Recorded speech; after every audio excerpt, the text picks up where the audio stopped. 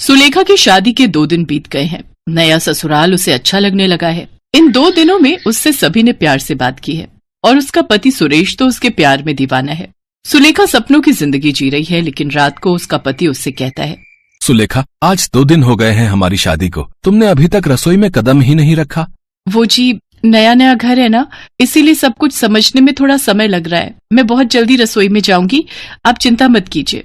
बहुत जल्दी नहीं, तुम कल ही रसोई में जाओगी और नाश्ते में चाउमीन बनाओगी। तुम्हें जिस दिन हम देखने गए थे उस दिन चाउमीन बहुत बढ़िया बनाई थी तुमने, कल वही बनाना, ठीक है? ये सुनकर सुलेखा घबरा गई। वो मन ही मन सोचने लगी, अरे अब क्या बोलूं इन्हें क्या पता कि मुझे खाना बनाना ही नहीं आता। सुलेखा उसी दिन के बारे में सोचने लगी। असल में उसने खाना बनाना कभी सीखा ही नहीं था, लेकिन उसकी माँ ने उससे कहा, आज तुझे देखने लड़के वाले आ रहे हैं। वो लोग अगर खाना बनाने के बारे में पूछे तो बोलना कि तुझे सब कुछ बनाना आता है।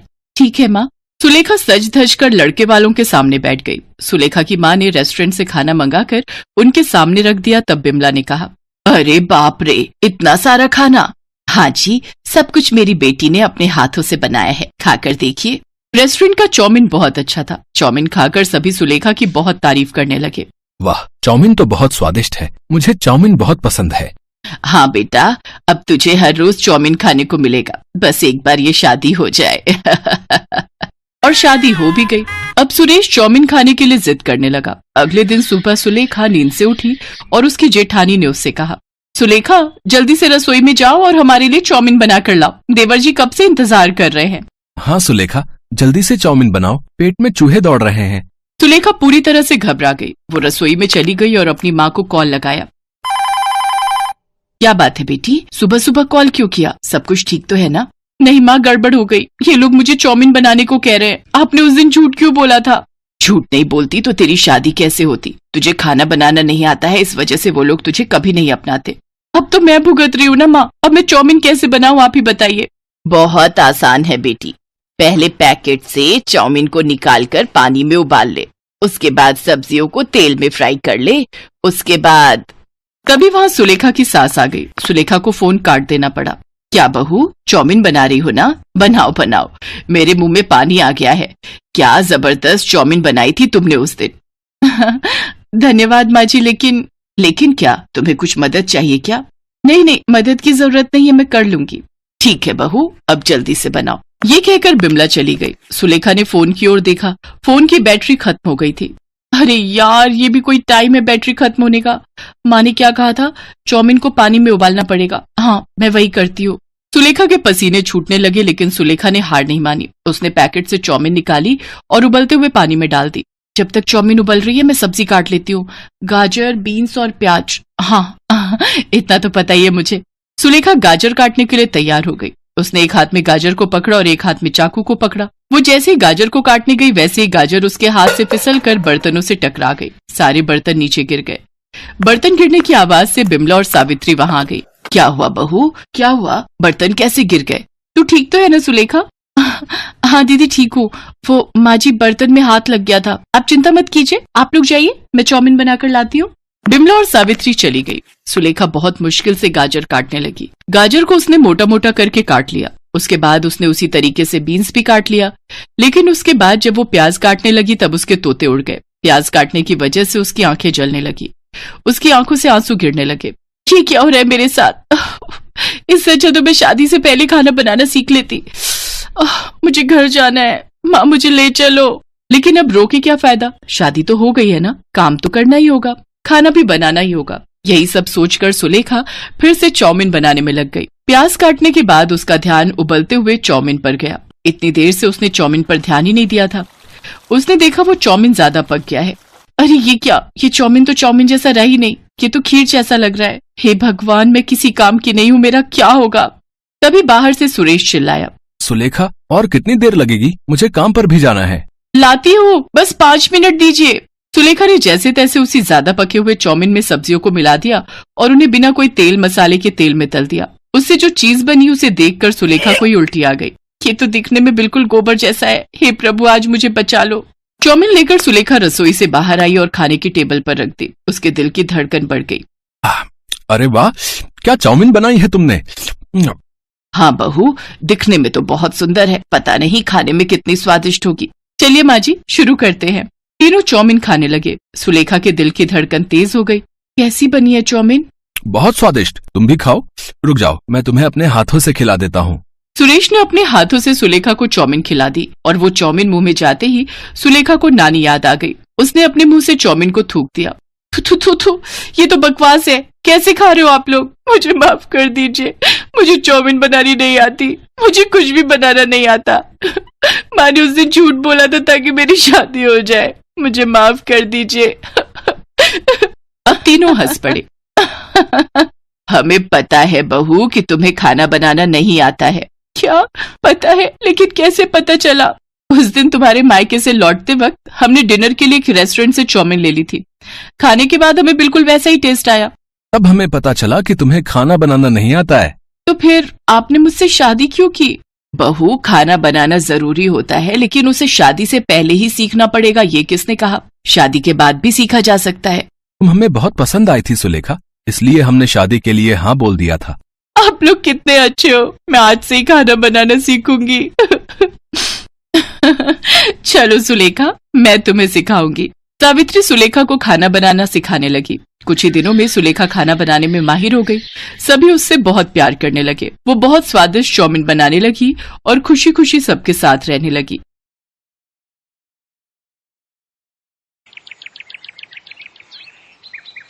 नताशा के चले जाने की वजह से घर में दुख का माहौल बन गया था।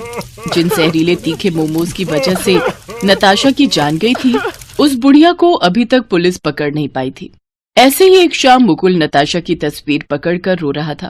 तभी वहां उसकी बहन रजनी आती है। मैं जानती हूँ भैया, आप नताशा को बहुत प्यार करते थे, लेकिन भैया अगर आप ऐसे हार मानोगे तो फिर हम उस बूढ़ी अम्मा को आखिर कैसे पकड़ पाएंगे जिसने हमारी नताशा को जहर दिया था? हमें उसका पता लगाना ही होगा और उसे उसके किए की सजा भी दिलानी ही होगी। तुम बिल्कुल सही कह रही हो रजनी। जिसने भी मेरी नताशा के साथ ऐसा किया है, मैं उसे सजा जरूर दिलवाऊंगा। हमें यह पता लगाना ही होगा कि आखिर उस अम्मा ने ऐसा क्यों किया, जो उसने उसे जहर वाले मोमोज खिलाकर मार डाला। तुम अभी मेरे साथ पुलिस स्टेशन चलो, मुझे बुढ़िया का स्केच बनवाना है। मुकुल अपनी बहन रजनी को अपने साथ लेकर पुलिस स्टेशन जाता है और उस बुढ़िया का स्केच बनवाता है। पुलिस उस बुढ़िया की छानबीन शुरू कर देती है। पुलिस बुढ़िया की तलाश शुरू कर देती है, लेकिन उसका कहीं भी पता नहीं चलता और आखिरकार थक हार कर पुलिस को ये केस बंद करना पड़ता है। नताशा के पिता एक रोज मुकुल से मिलने आते हैं। बेटा, मैंने अपनी इकलौती जवान बेटी को खोया है। मैं ऐसे हाथ पे हाथ रखकर नहीं बैठ सकता। मुझे किसी भी हालत में उस बुढ़िया को सजा दिलवानी ही होगी। आप बिल्कुल सही कह रहे हैं अंकल जी।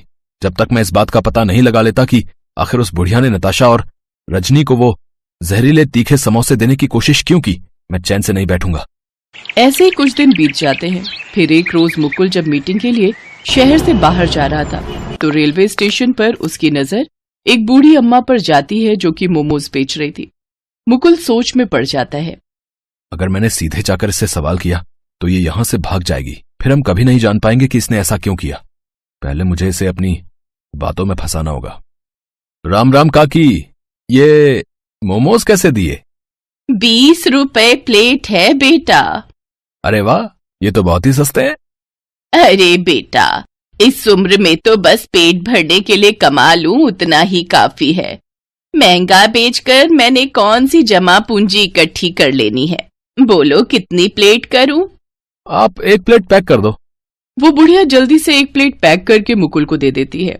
मुकुल वो मोमोज लेकर उसी डॉक्टर के पास जाता है जिसने नताशा और रजनी का इलाज किया था। डॉक्टर जल्दी से उस मोमोज का टेस्ट करता है और फिर मुकुल से कहता है, मुकुल, इन मोमोज में भी जहर मिला हुआ है। ये वही जहर है जो नताशा और रजनी के पेट में से मिला था।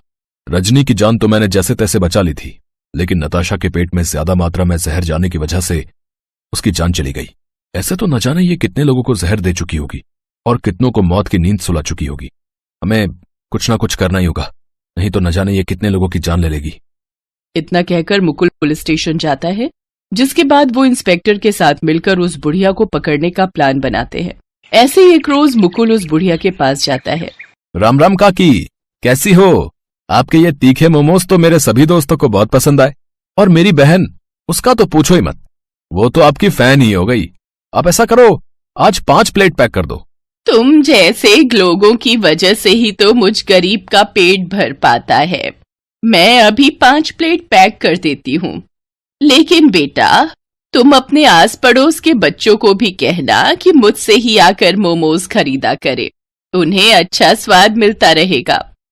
वैसे आपके मोमोज में तो कुछ अलग ही स्वाद आता है। इसमें कोई मीठा जहर मिलाती हो क्या? क्या कह रहे हो बेटा? भला मैं क्यों मीठा जहर मिलाऊंगी? मेरे कहने का मतलब है कि प्यार वाला जहर मिलाती हो क्या इसमें? तभी तो आपके मोमोज जो खाता है वो बार बार यहां जरूर आता है। ये लो बेटा, ये तुम्हारे तीखे मोमोज तैयार हो गए। अब तुम यहाँ आते रहना। ऐसे ही वक्त गुजरता जाता है। धीरे धीरे मुकुल ऐसे ही उस बुढ़िया का भरोसा जीत लेता है। फिर एक रोज वो उस बुढ़िया से कहता है, अम्मा, तुम्हारे मोमोज की रेसिपी मुझे भी बताओ ना, ताकि मैं भी ऐसे मोमोज बना सकूं। ऐसा करो, आप मेरे साथ मेरे घर चलो और मुझे भी ये बनाना सिखाओ। नहीं नहीं बेटा, मैं तुम्हारे साथ नहीं चल सकती। तुम्हारा भी परिवार है। वो सब क्या सोचेंगे? किस बूढ़ी मुसीबत को ले आया। काकी, मैंने सबसे बात कर ली है, किसी को भी कोई आपत्ति नहीं है। इसके बाद मुकुल उसे अपने घर लेकर जाता है, जहां पहले से पुलिस, डॉक्टर, नताशा के पिता और रजनी मौजूद होते हैं। काकी, आपने मुझे पहचाना? याद आया कौन हूं मैं? नहीं बेटा, अब नजर कमजोर हो गई है तो पहचान पाना मुश्किल है। इस लड़की को तो अच्छे से पहचानती होंगी ना आप? हाँ, ये लड़की तो आती थी मेरे पास, लेकिन आखिर आप लोग ऐसे शक भरी निगाह से क्यों देख रहे हो मुझे? क्योंकि काकी, अब हम सब जानते हैं कि आप अपने मोमोज में जहर मिलाती हो और आपकी वजह से ही मेरी दोस्त नताशा की जान चली गई और आज ये पुलिस आपको पकड़ने के लिए ही यहाँ आई है। अम्मा, आपके लिए बेहतर यही होगा कि आप अपना सच कबूल कर लो। क्योंकि मेरे जवान बेटे की मौत भी इसी वजह से हुई थी। उसे किसी दोस्त ने मोमोज में मिलाकर जहर खिला दिया था और जिसने ऐसा किया उसका मुझे आज तक पता नहीं चला। इसीलिए मैं सबकी जान ले लूंगी। लेकिन एक इंसान की वजह से आप सबकी जान नहीं ले सकती। माता जी, आपने ऐसा नहीं करना चाहिए था। आपको हमारे साथ थाने चलना होगा। चलिए। पुलिस उस बूढ़ी औरत को गिरफ्तार कर लेती है, जिसके बाद से शहर में जवान मौतों का सिलसिला रुक जाता है। बूढ़ी काकी को 3 साल की सजा होती है। साथ ही वो उस लड़के को भी पकड़ लेती है जिसने उस बूढ़ी काकी के बेटे को जलन के मारे मोमोज में जहर मिलाकर